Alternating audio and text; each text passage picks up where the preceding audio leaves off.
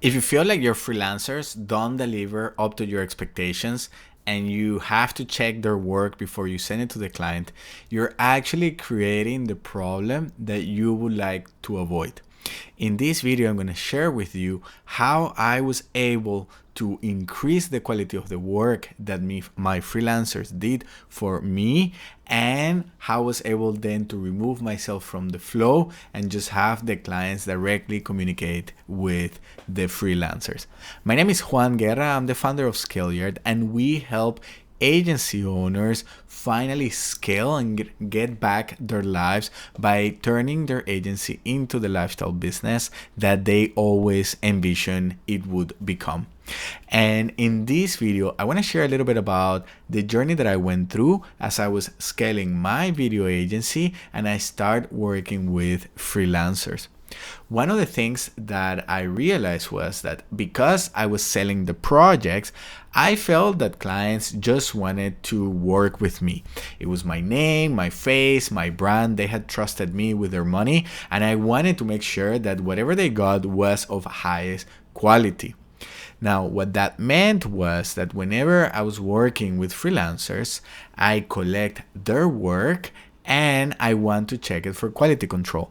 I had placed myself between the client and the freelancer. What this did was that whenever I went through a freelancer's work, obviously it would never match my standards because my standards were not clear. They were constantly changing, and it was more about what I expected this client would want and what I thought of this project and my creative input, rather than really what the client wanted and what would give it results for them. So I was constantly giving my freelancers input and feedback without actually getting the feedback from the client. It was just my stuff. So that created more feedback loops than ever necessary. And it starts to frustrate the freelancer, and it frustrates me. The client now actually has to wait longer for their work because we have these internal feedback loops, and when they submit feedback for me to pass it along, I need to check that, process this, send it forward, and then collect it from the editor, from the freelancer, and send it back. This created a lot of bottlenecks and a lot of inefficiencies in the process. But more importantly, with time, my relationship with freelancers deteriorated because now they know that this is feedback coming from me. They know that I'm not trusting them, and therefore they stop caring. And so they send me stuff knowing that I'm going to check it, knowing that I'm going to give them feedback. And I, on the other side, trust them even less because I see this work and like, how can I send this to the client? So I start realizing this, and I'm thinking that this is not sustainable because now I feel like, okay, I need to change the freelancer. This freelancer doesn't really deliver up to the expectations. But for some reason, I start going through the work that we have given to clients, and I check their social media. I start looking for the videos that we have given to them, and I start noticing that some of them are not even using it. And it wasn't because they didn't have the resources, the strategy. It's just that for some reason, it wasn't aligned with what they wanted. And in that moment, I start thinking, well, what is more important, my ego, my pride, my creative output, or that clients get a video that they're proud of to share with the world that they actually use? I realized that many times the feedback that the clients were giving me didn't align with my creative vision, and so I would try to convince them and sell them on my vision, even though it wasn't really proven, it wasn't really aligned with what they wanted. It was more about what I thought I wanted to create.